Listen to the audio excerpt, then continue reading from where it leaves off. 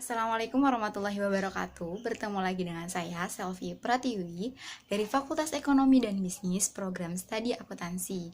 Sebelumnya terima kasih teman-teman sudah menyimak video saya.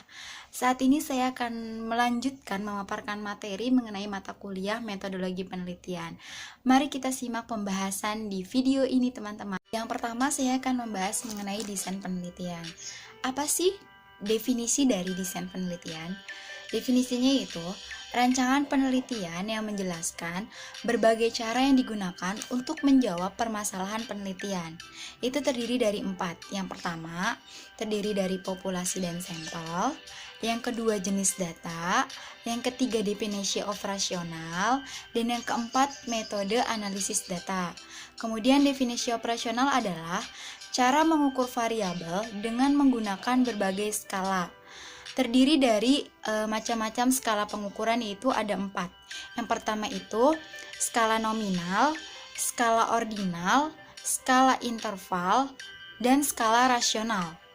Pertama kita akan membahas mengenai skala interval atau Likert. Skala Likert digunakan untuk mengukur sikap, pendapat, dan persepsi seseorang atau sekelompok orang tentang fenomena. Dengan skala Likert, variabel dijabarkan sebagai indikator, kemudian indikator dijadikan item-item pertanyaan. Jawaban setiap item instrumen mempunyai gradasi dari sangat positif sampai sangat negatif. Kemudian terdapat contoh alternatif jawaban dalam skala Likert. A. Sangat setuju. B. Setuju. C. Ragu-ragu. D. Tidak setuju. E. Sangat tidak setuju. A. Sangat positif. B. Positif. C. Negatif. D. Sangat negatif. A. Selalu. B. Sering. C. Kadang-kadang. D. Tidak pernah. A. Sangat baik.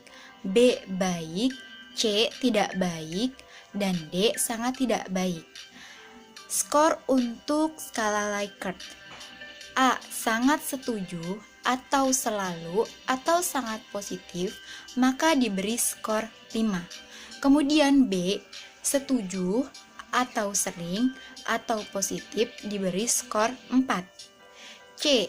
Ragu-ragu, kadang-kadang, atau netral, diberi skor 3.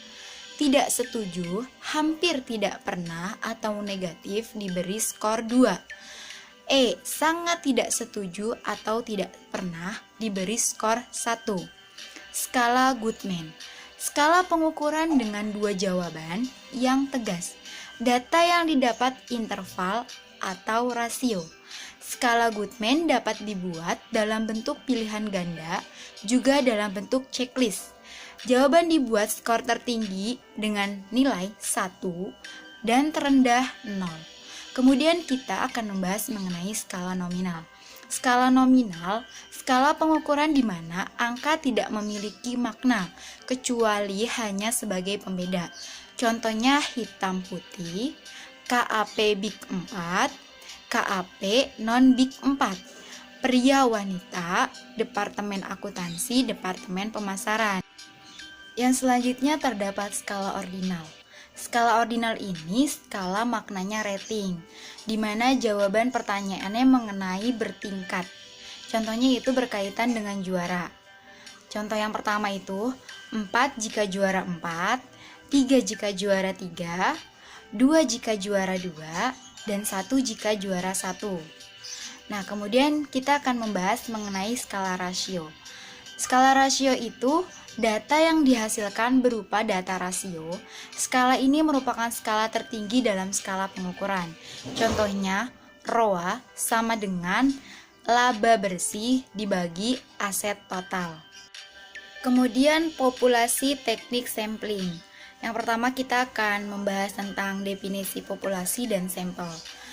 Populasi adalah wilayah generalisasi yang terdiri atas objek atau subjek yang mempunyai kuantitas dan karakteristik tertentu yang ditetapkan oleh peneliti untuk dipelajari dan kemudian ditarik kesimpulannya. Sampel. Sampel adalah sebagian dari jumlah dan karakter yang dimiliki oleh populasi. Teknik sampling. Pengertian dari teknik sampling adalah teknik pengambilan sampel. Secara skematis, teknik sampling seperti gambar berikut. Untuk lebih jelasnya bisa teman-teman lihat gambar di samping. Probability sampling dan non-probability sampling. Yang pertama, probability sampling itu terdiri dari simple random sampling. Yang kedua, proportionate stratified random sampling, disproportionate stratified random sampling. Area atau cluster sampling, sampling menurut daerah. Kemudian non-probability sampling. Yang pertama terdapat sampling sistematis, kemudian sampling kuota, sampling aksidental, purposive sampling, sampling jenuh, dan snowball sampling. Selanjutnya teknik sampling. Yang pertama terdapat probability sampling. Probability sampling adalah teknik sampling yang memberikan peluang yang sama bagi setiap unsur anggota populasi untuk dipilih menjadi anggota sampling. Teknik sampling meliputi A. Simple random sampling. Mengapa dikatakan simple atau sederhana? Karena pengambilan sampel atau anggota populasi dilakukan secara acak tanpa memperhatikan strata yang ada dalam populasi itu. Cara demikian dilakukan bila anggota populasi dianggap homogen. Contoh gambar populasi dan sampel. Bisa teman-teman lihat gambar di bawahnya ya, di bawah simple random sampling ini. Kemudian yang kedua itu terdapat proportionate stratified random sampling. Itu teknik ini digunakan bila populasi mempunyai anggota atau unsur yang tidak homogen dan berstrata secara profesional. Suatu organisasi yang mempunyai pegawai dari latar belakang pendidikan, maka populasi pegawai itu berstrata. Nih ya, contoh populasinya ya, gambar di bawahnya ya. Bisa teman-teman lihat nih. S1 sama dengan 50, SMA sama dengan 100, SMK sama dengan 500, SMP sama dengan 100, SD sama dengan 50. Kemudian sampelnya S1 sama dengan 14, SMK sama dengan 139,